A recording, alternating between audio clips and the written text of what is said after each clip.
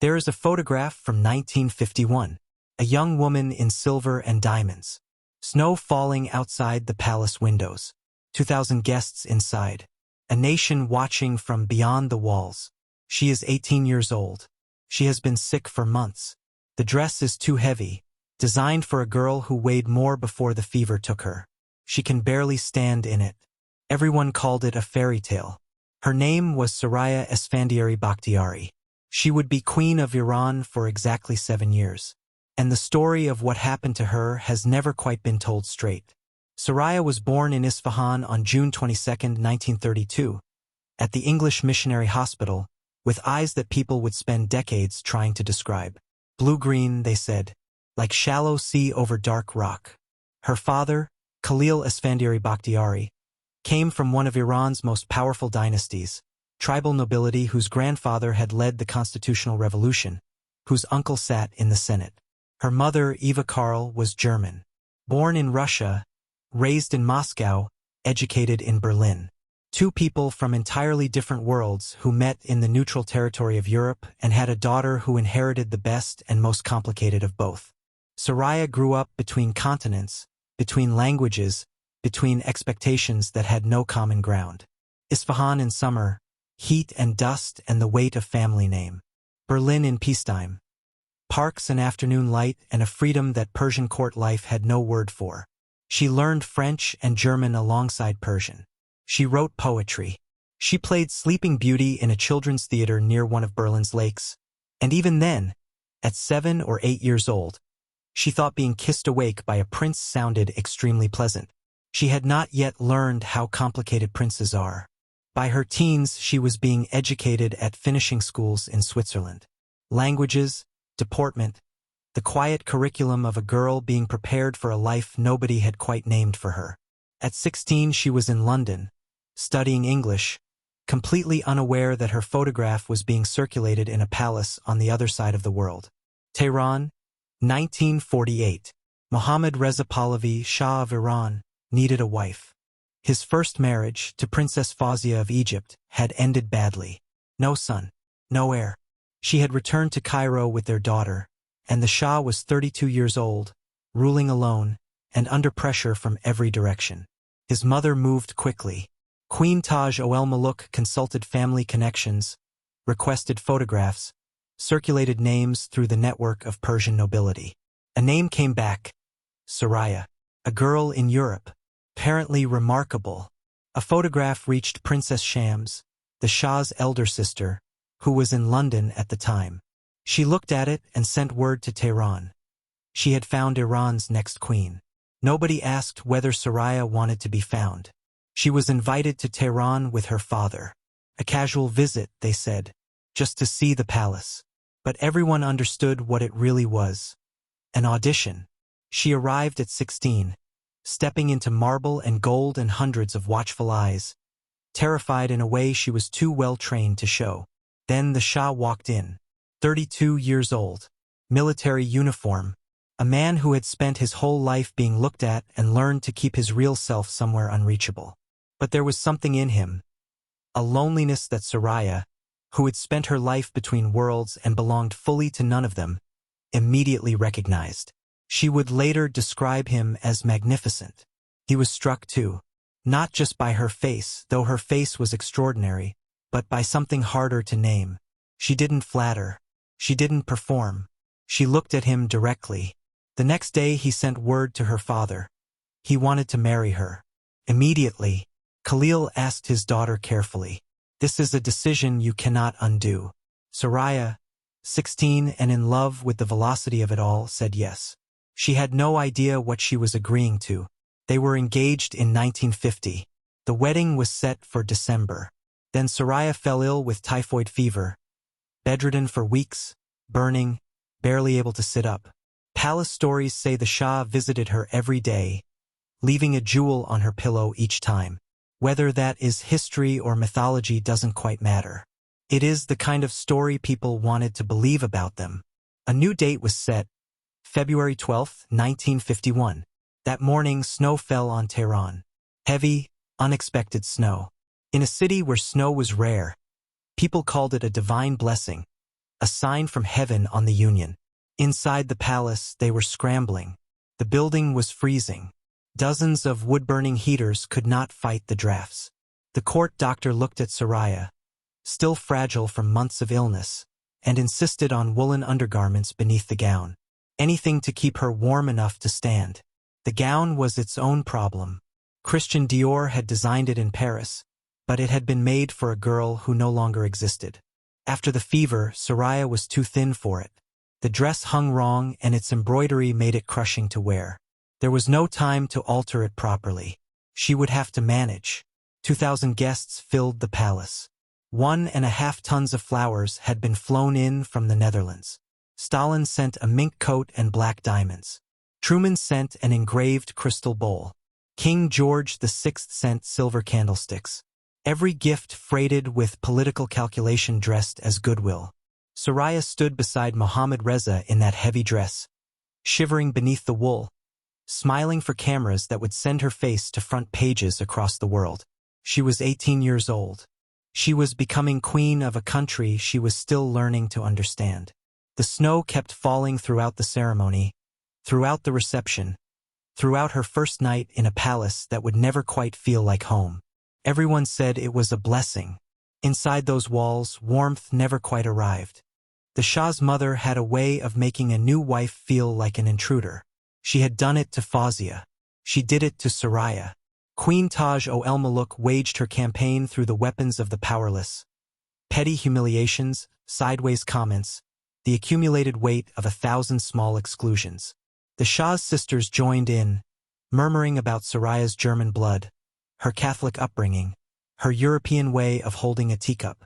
Religious voices questioned whether a half-European girl raised Catholic was suitable to be queen of a Muslim nation. Soraya absorbed it and kept moving. She threw herself into charitable work, visiting hospitals and orphanages, connecting with ordinary Iranians in ways that palace protocol tried to prevent. The Iranian people loved her for it. They saw someone genuinely present, genuinely human. But inside the palace, the most dangerous adversary wasn't a relative. It was Ernest Perron, the Shah's Swiss best friend and private secretary, who had held Mohammad Reza's confidence since boarding school.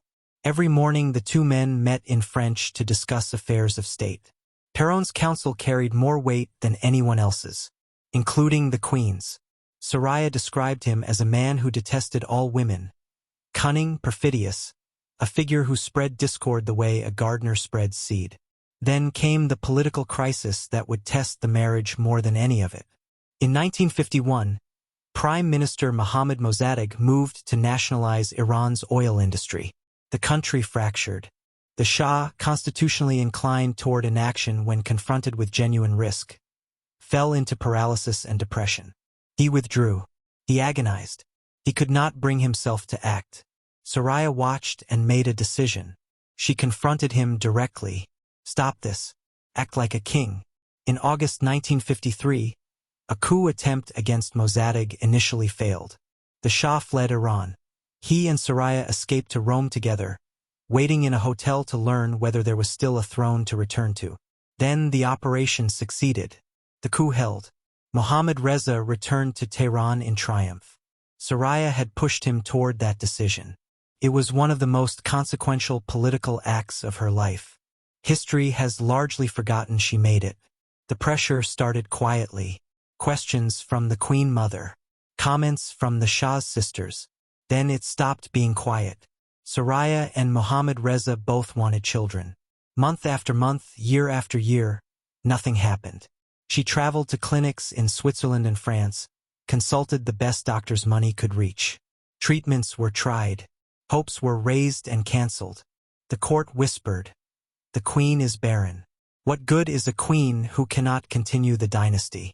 Then, on October 26, 1954, the day after the Shah's birthday dinner, news arrived from the forests near the Caspian Sea. The plane carrying Prince Ali Reza, the Shah's younger brother and next in line to the throne, had crashed. There were no survivors. Iran was now the only monarchy in the world without an heir. The Shah had no brothers. His daughter could not inherit under succession law. If Mohammad Reza died, the Pahlavi dynasty ended. The pressure on Soraya became something else entirely. She was no longer just failing as a wife. She was failing the dynasty. By 1958, the Shah's mother had stopped being subtle. Take a second wife. Islamic law allows it. The Constitution allows it. Do your duty to Iran. Mohammad Reza didn't want a second wife. He loved Soraya. Every serious account of this period confirms it. But he was the Shah, and the Shah needed an heir, and these two facts had been in open collision for years. He proposed a compromise. What if Soraya accepted him taking a second wife, just temporarily, just to produce a son? She would remain his true queen. Soraya refused. One husband, one wife. She would not share him. He tried another way. He told her he would convene a council of wise men to amend the succession law. Perhaps his daughter could be made eligible. Perhaps a half-brother could be named heir. Soraya believed him. There was no council. He was stalling, unable to face what he already knew he was going to do. February 14, 1958. 7 years to the day after her wedding. The Shah persuaded Soraya to leave Iran temporarily. Stay with her parents in Germany, he said, just while the constitutional questions were being worked out. It would all be sorted soon. Before she left, she packed her most precious belongings. She burned all her personal papers. She knew. At first the phone calls came every day from Tehran. Sweet calls, reassuring calls. Then the calls stopped. He sent her uncle with a message. Come back and accept the second wife. She wouldn't see him. He sent a general and his wife twice. She refused to meet with them. On March 5, 1958, the Shah called her directly. Last chance. Would she accept? She said no. On March 14, the palace released a statement. The Shah and Queen Soraya were divorcing. A council of advisors had concluded it was the only solution. The dynasty required an heir. A week later, on Nowruz, Persian New Year, Mohammad Reza addressed the Iranian people on radio and television. He was weeping. He said he would not remarry in haste. The British ambassador reported to London that Soraya was the Shah's only true love, and that he was a man simultaneously relieved and unable to face what he had done. From Germany, Soraya issued her own statement. She said that since the Shah deemed it necessary for his successor to be of direct male descent, she would sacrifice her own happiness for the future of the state and the welfare of the people. She consented to the separation. The divorce was finalized on April 6, 1958. She was 25 years old. Every photograph of her was ordered removed from Iran's streets. Her image was cut from school books. Her title of queen was stripped. In its place, Her Imperial Highness, Princess Soraya of Iran. The Shah bought her comfort. A $3 million penthouse in Paris. A monthly allowance. A Rolls-Royce Phantom 4. A Mercedes-Benz 300 SL. Jewels from Bulgari, Van Cleef and Arpels, Harry Winston. The world called it generous. Soraya called it exile. She moved through European cities, Paris, Rome, Munich, St. Moritz, attending the parties, wearing the clothes, smiling with a face that had learned the mechanics of smiling. In 1965, she agreed to appear in an Italian anthology film, I Tre Volti. On set, she met Franco Indovina, the director of her segment. He was gentle, kind, and he saw her as a person rather than a symbol. He left his wife for her. She moved to Rome. For the first time in 7 years, she seemed genuinely present in her own life. On May 5, 1972, Franco flew to Palermo for a 2-day meeting about a new film. Soraya kissed him goodbye at the Rome airport. Alitalia Flight 112 crashed on approach to Palermo. All 115 people aboard were killed. After that, something in Soraya closed that never opened again. She retreated into the Paris apartment and stayed there. Depression settled over her years and did not lift. In 1991, she published a memoir. She called it Le Palais de la Solitude, the Palace of Loneliness. In 1979, the Islamic Revolution ended the Pahlavi dynasty. The monthly allowance stopped. When she heard the Shah was dying in exile in Cairo, she wrote to him. She wanted to see him one last time. His third wife Farah agreed not to be present. But the visit never happened. Mohammad Reza Pahlavi died on July 27, 1980. He He was 60 years old. Soraya was in Paris when she heard the news. The man she had met at 16, married at 18, divorced at 25, was gone. The Shah remarried in December 1959, 14 months after the divorce. His third wife, Faradiba, was 21 years old. Within a year she gave him a son. Crown Prince Reza was born on October 31, 1960. Everything Soraya had lost her crown for failing to provide. And then, 19 years later, the Islamic Revolution swept Iran and the entire Pahlavi dynasty fell. The Shah fled into exile. The son, the necessary heir, the heir that had cost Soraya everything, was a teenager when his father's kingdom collapsed. He has never ruled. He has spent his entire adult life in exile. All of it, the divorce, the heartbreak, the sacrifice, had been for nothing. Soraya lived long enough to understand this. She watched the Shah die in Cairo. She watched the monarchy dissolve. She watched history's judgment arrive, utterly indifferent to what it had cost her. On October 25, 2001, Soraya Esfandiari Bakhtiari was found in her Paris apartment.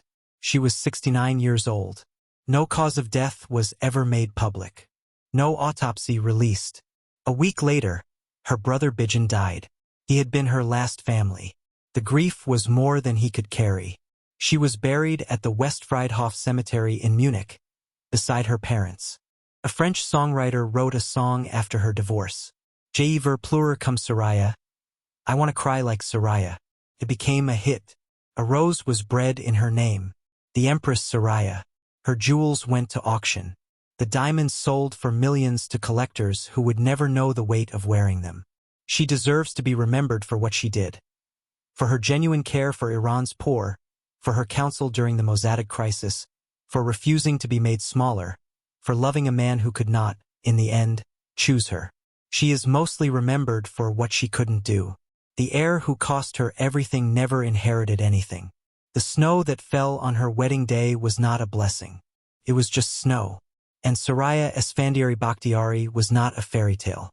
She was a person, brilliant and compromised and heartbroken and real, who deserved to be treated like one.